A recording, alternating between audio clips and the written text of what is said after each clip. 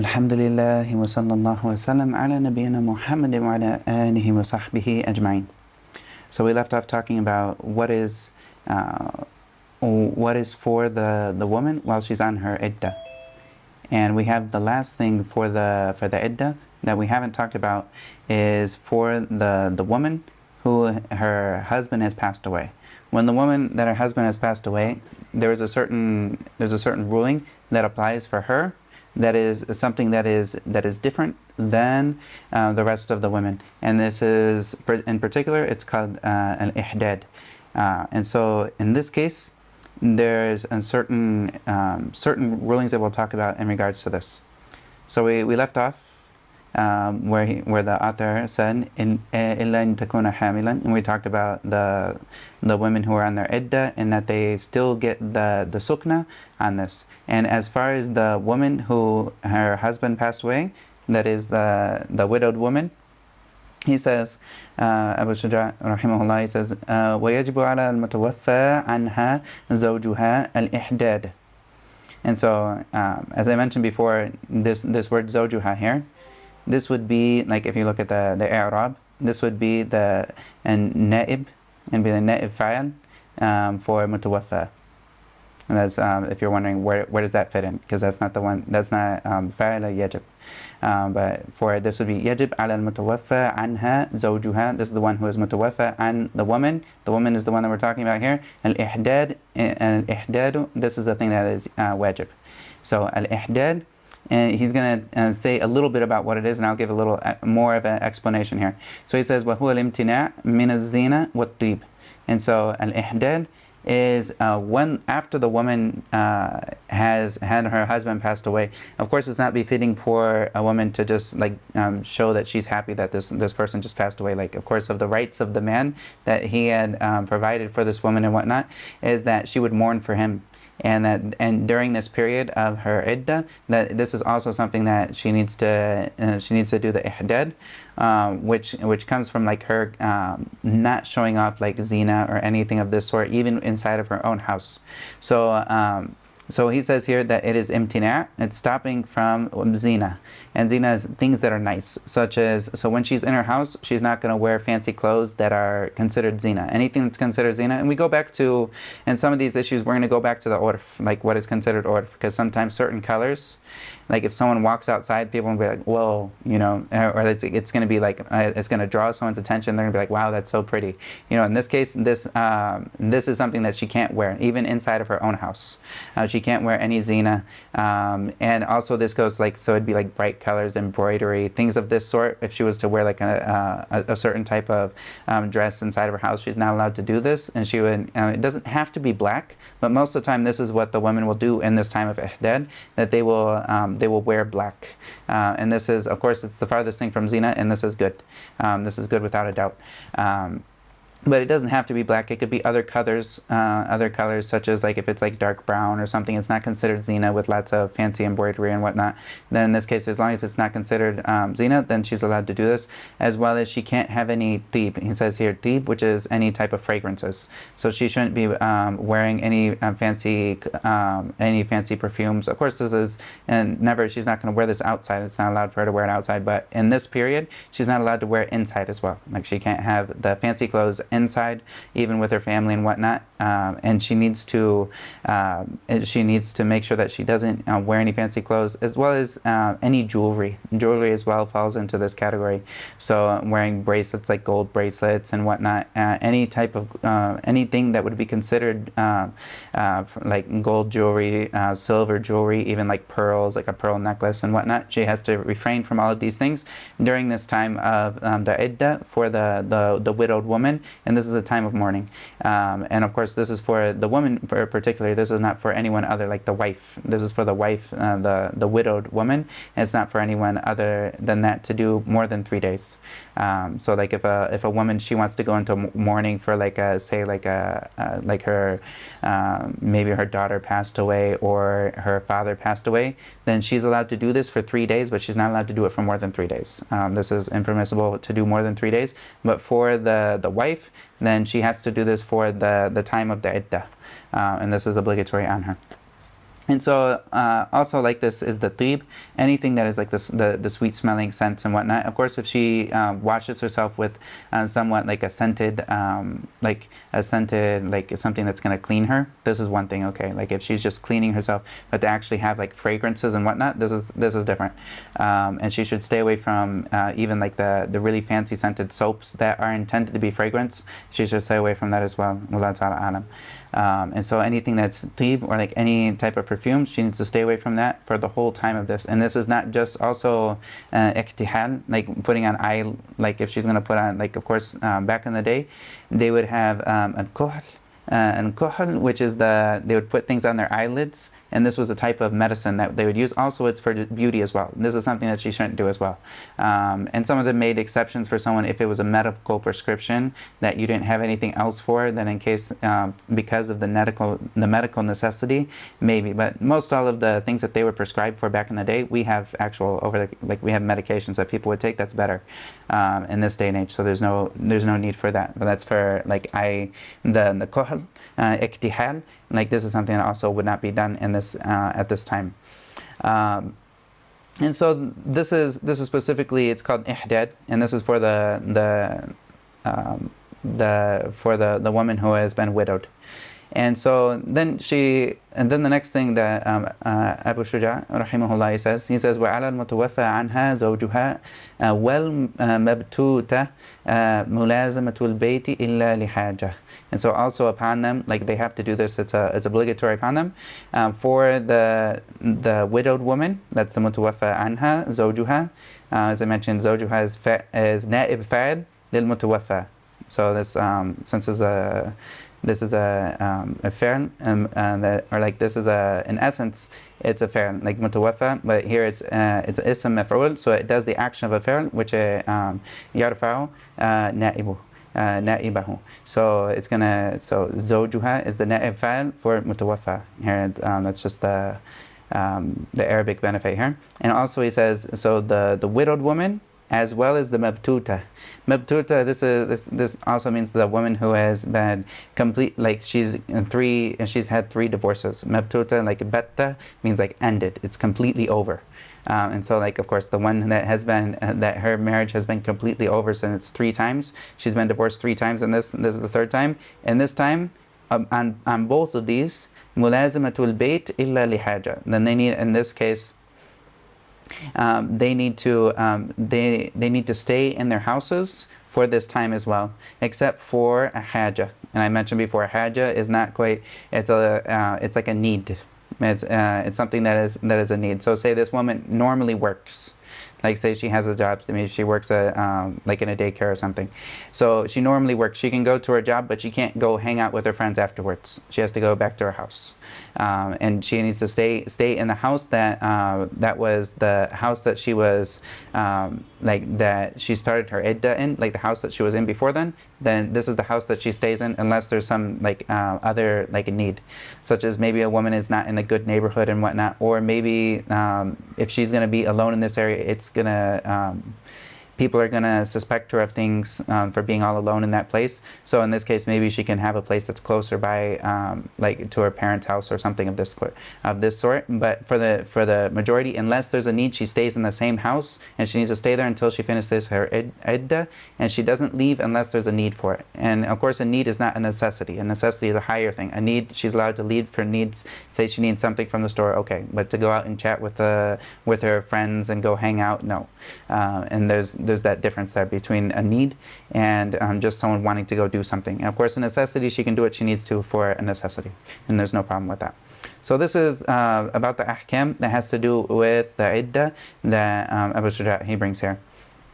And are there any questions over this part before we move on? And of course, if y'all have questions, this is great. Questions are a sign that you're with me. Yeah. Wa alaikum salam. Can you explain the word ihdad? Refer to وهو امتناع من الزنا and continuation. What does the word ihdad mean? This is like hidad. It would mean like something that is stopped, prevented. Like had, you'd have a had is something that's prevented from something else. So it'd be like mana in Arabic, like something that's prevented. So she's prevented from certain things. And the things of zina, such as any type of jewelry, like silver, gold, even like whether it's bracelets, ankle bracelets, necklaces, all of these types of jewelry, even like rings and whatnot. All of this is considered something that is zina. All of this is something that's considered zina, or something that is adornation, and something that's adorning her. All of this is something that would come under this. And also like the doing like makeup also, like in modern day ages, no makeup, absolutely not inside the house. Of course it's not allowed outside the house anyways, but inside the house no makeup as well for this time, because this is a type of adornment. So anything that's considered tazayyun, or like adornment, or making someone look pretty and whatnot, other than, of course, like if a woman naturally, she can comb her hair and whatnot, make sure that she's put together. But when it comes to like putting extra things or doing other types of adornment and whatnot, then no. Or like fancy colored clothes and whatnot, no. Is that clear? Okay. Yeah. Yes. Alhamdulillah.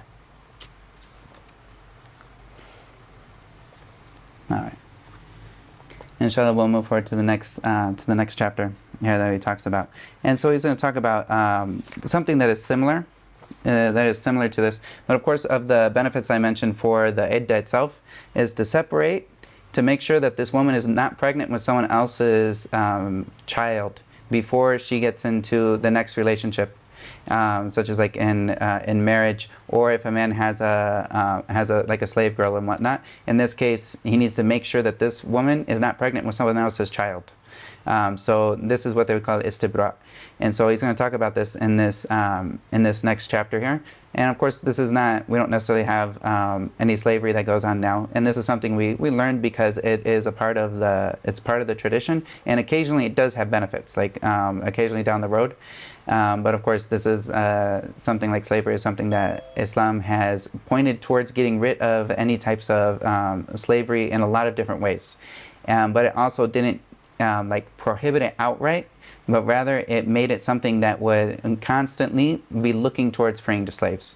But if this happens, which like if there is a slave that someone gets that is a new slave girl, what do they do with that before they can enjoy her? In this case, he says here, فَصْلٌ وَمَنِ اسْتَحْدَثَ مِلْكَ أَمَةً حَرُمَ عَلَيْهِ الْإِسْتِمْتَاعُ بِهَا حَتَّى يَسْتَبْرِئَهَا.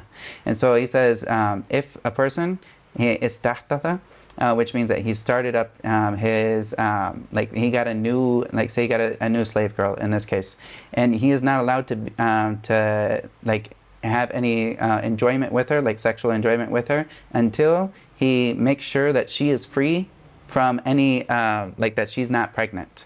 Hatta yastabri'aha. And so what is this istibra', which is like freeing, making sure that she's free from any pregnancy. And this, the way that this is done, in kanat, ذوات الحيض فبحيضة. And if she's from the people that have actual periods, then in this case, a single period is enough. After the period ends, we know that she's not pregnant. Okay, then in this case, then he can, like these are of the things that Allah says, إِلَّا أَزْوَاجِكُمْ أَوْ مَا مَلَكَتْ أَيْمَانُكُمْ. So like, إِلَّا عَلَى أَزْوَاجِهِمْ أَوْ مَا مَلَكَتْ أَيْمَانِهِمْ. So in this case, these are the two things that someone is allowed to like have sexual pleasure with, are these two. And so of course, like the amma, if after she goes through this process, then he's allowed to enjoy her in that way. And so he says, وَإِن كَانَتْ مِنْ ذَوَاتِ الشُّهُورِ بِشَهْرٍ فَقَطْ. And so if she doesn't have, say she's someone that doesn't, maybe she's already gone through menopause, or she just doesn't have periods, period. In this case, then he waits 1 month, and then after that he can do that. But he needs to have an actual period where he makes sure that this woman isn't pregnant with someone else's child, which is important. And he says here, وَإِن كَانَتْ مِنْ ذَوَاتِ الْحَمْلِ فَبِالْوَضْعِ. And as I mentioned before, yes, this is anyone who is pregnant, they got to give birth first and foremost. He says if she's from ذوات الحمل, like the women who are pregnant, then بالوضع, which is by giving birth. That's what, like dropping. So like by giving birth here. And so he says, وَإِذَا مَاتَ سَيِّدُ أُمِّ الْوَلَدِ اسْتَبْرَأَتْ نَفْسَهَا كَالْأَمَةِ. So also of the other types of rulings that this has to do with is there is the al-walad, which is like the mother of the child. So like the child's mother, such as, and this is a term that is used al-walad for a slave girl who gave birth to a son of the master. So she gave birth to a son of the master, and there's certain rulings which apply with this particular situation. But this woman, after this, she can't be sold off to anyone else, and her freedom is guaranteed. If she ever gave birth to a child of her master, that's from her master. If she gave birth to the child, then she has the right of her freedom upon his death.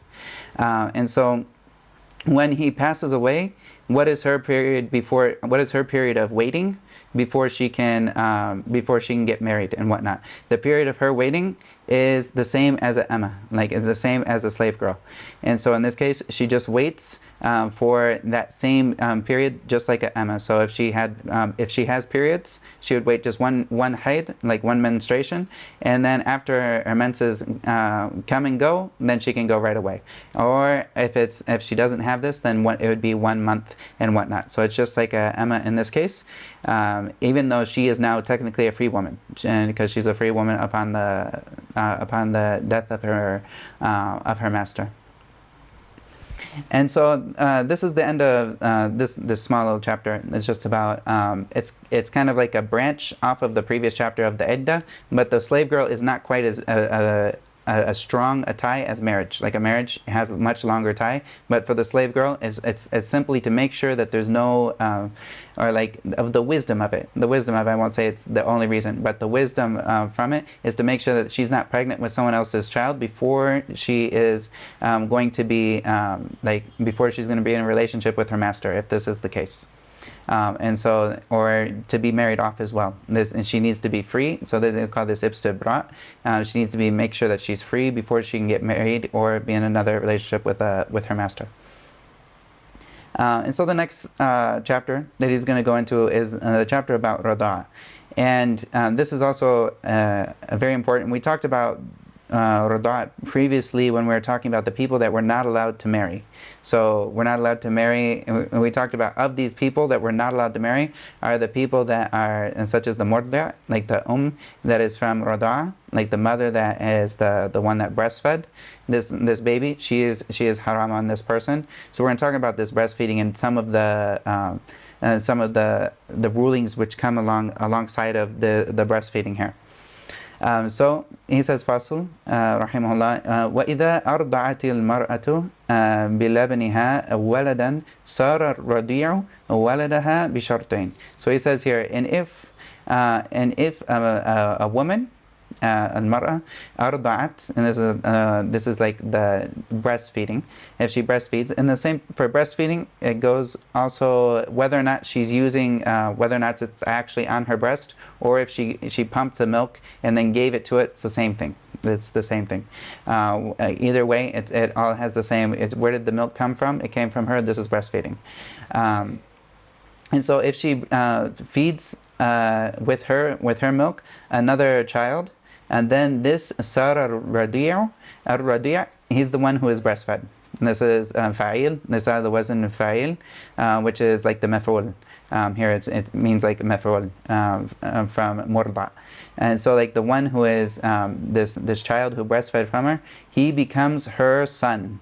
He becomes her son, of course, from rada'a, not like her. He's not gonna like inherit from her, but he becomes her son from rada'a, like from breastfeeding, bi shartain, with two conditions. And so of these two conditions that he brings here, the first of them, an yakuna duna al-hawlaini.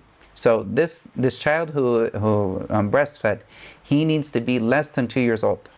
If he's over 2 years old, then no.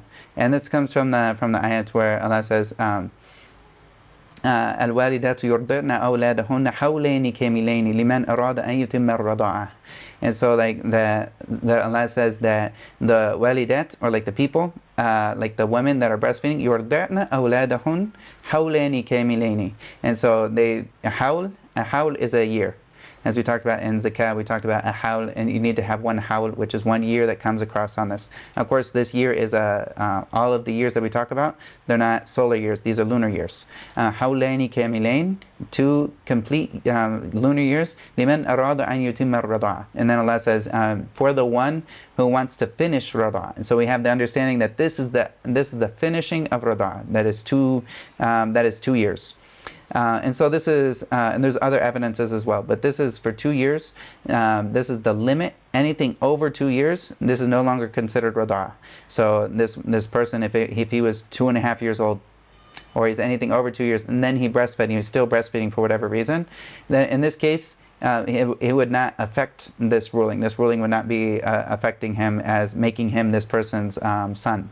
In this case, he wouldn't be made this person's son unless the actual nursing happened when he was 2 years or under in this. Or like under 2 years, not 2 years itself. Like 2 years would actually be the end of it. And so he says, with thani, in the second condition, so the first year you need to be under 2 years old. The second condition is أن ترضعه 5 رضعات متفرقات. And then she would have nursed him 5 times, 5 separate occasions. And this comes from the hadith that Aisha, she mentions of the things that were recited from the Quran was ashru rada'at ma'lumatin yuharrimna. And so this was a part of the Quran way back in the day, and it was actually mansukh. This is something that's mansukh. This was of the Quran, and then it was mansukh, which was that 10 rada'at that were known, they make this person impermissible, like for marriage, yuharrimna.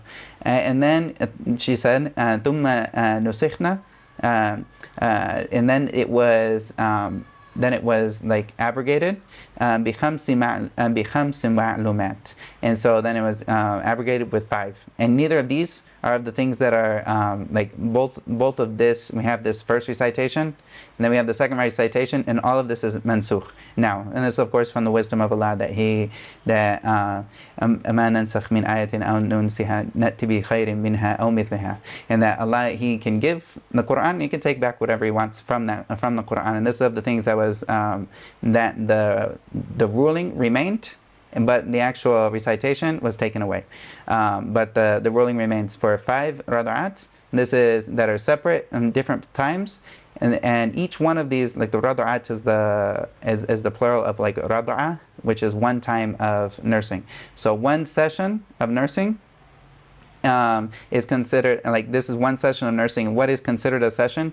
Where this kid, he actually drinks until he's finished, and if he's changed from one breast to the other, then in this case it's still considered 1 session. It's not like he goes from one to the other, and then this is a different separate count. No, this would be in the same count until he's done.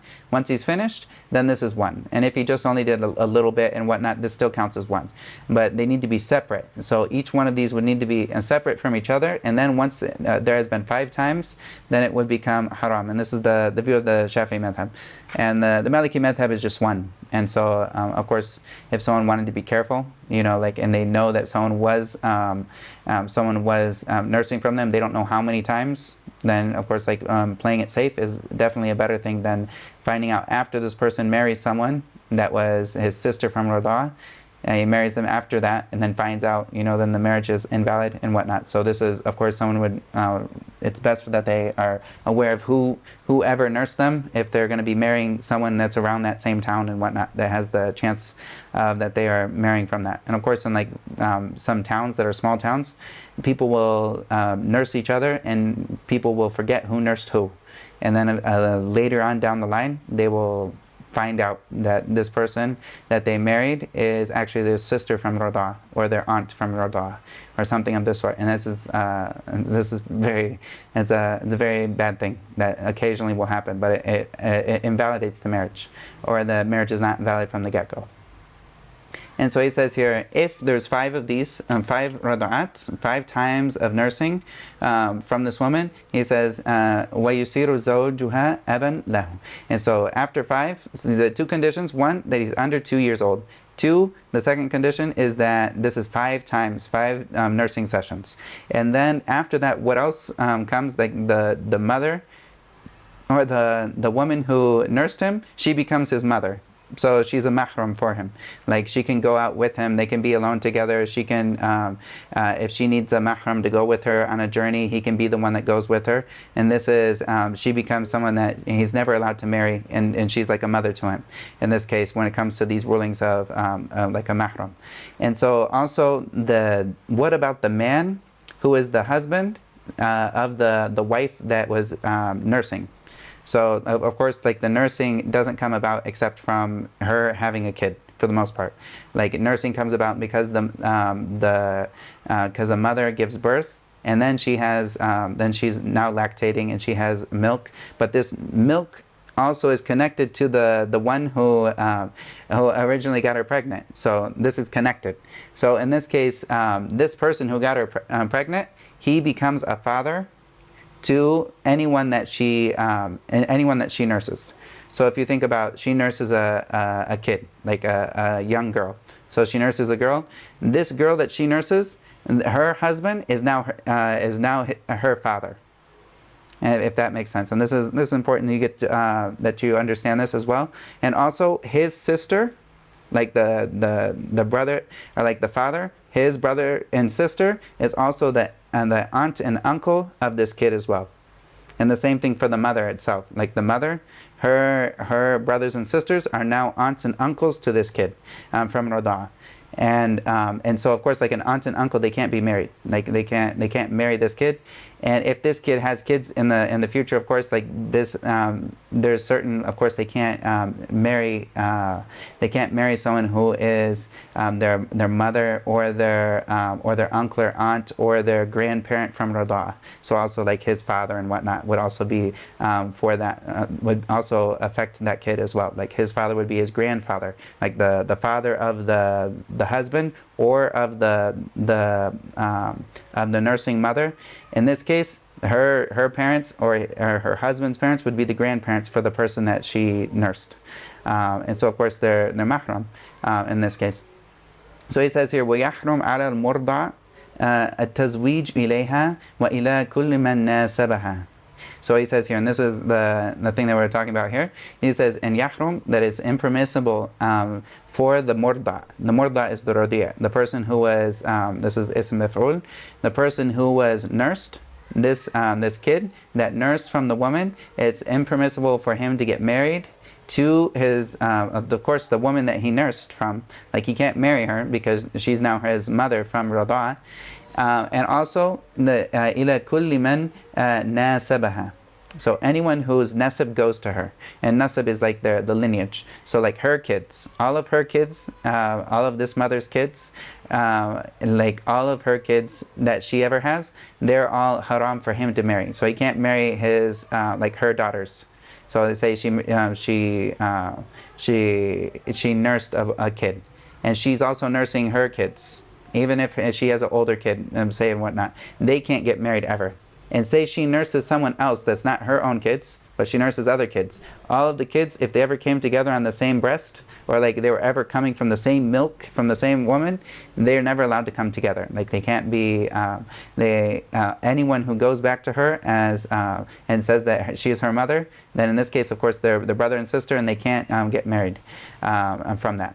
And also in the same thing as I mentioned, all the way that goes up as well. So like say that goes up and down the line. So it goes up to her parents, and also the husband's parents, and also the husband and her brothers and sisters, because these are also like they're uncles. And one of the shuyukh in Azhar, he was talking about this. Sheikh Abdul Aziz, he is telling that this is the one that people forget about the most. He's like the uncle from Radha is the one that they forget about. The brother of the husband, or the brother or sister of the mother as well. They forget about this occasionally, and this creates problems. And so he says here, وَيَحْرُمْ عَلَيْهَا, and then he's saying, as far as so this is in regards to the one who is nursed, Like who are the people who are haram for him? Anyone whose nasab goes back to this woman or to the man itself, or the man who is her husband. Anyone that goes back to them. And then also he says, وَيَحْرُمْ عَلَيْهَا التَّزْوِيجُ إِلَى الْمُرْضَعِ وَوَلَدِهِ دُونَ مَنْ كَانَ فِي دَرَجَتِهِ أَوْ أَعْلَى طَبَقَةً مِنْهُ. So here he says, Abu Shujaa rahimahullah, he says that it's impermissible for her, the one who gave the nursing mother, it's impermissible for her to get married to the person that she nursed. Okay, this we understand, or to his kids. So his kids, anyone that comes from him all the way down the line, his kids, their grandkids, anyone that comes down the line from this kid himself, anyone that comes from him, all of this is haram for her to get married from any of them, because this is like her child now. And then he says there's a catch here. He says duna man kana fi darajatihi. What about his brother? So like say she nursed this kid, but he has an older brother. Can she get married to this older brother, assuming that she's not married to someone else? But later down the line, can she get married to the kid's brother? Yes, she can get married to that kid's brother. There's no problem with that. Or أو أعلى طبقة منه. Can she get married to this kid's father? This kid's father that she nursed. Can she get married to his father? Yes, no problem with that, because that's going up. It's from the kid that it starts, and anything coming down from the kid is all haram for her. But as far as like the kid's relatives, this doesn't become a haram on her unless it comes from him specifically. But the kids that are around him, like his brothers and sisters and whatnot, they don't become a haram, or they don't have this relationship with her. As opposed, and the same thing like her, say like this kid's uncles or his father and whatnot. This doesn't affect. There's no effect here that in regards to the marriage. And I hope this is clear. Of course, this is a very it can be occasionally tricky to correctly understand it. So if there's any questions, please ask to get any clarity. سبحانك اللهم وبحمدك أشهد أن لا إله إلا أنت وأستغفرك وأتوب إليك. السلام عليكم ورحمة الله وبركاته.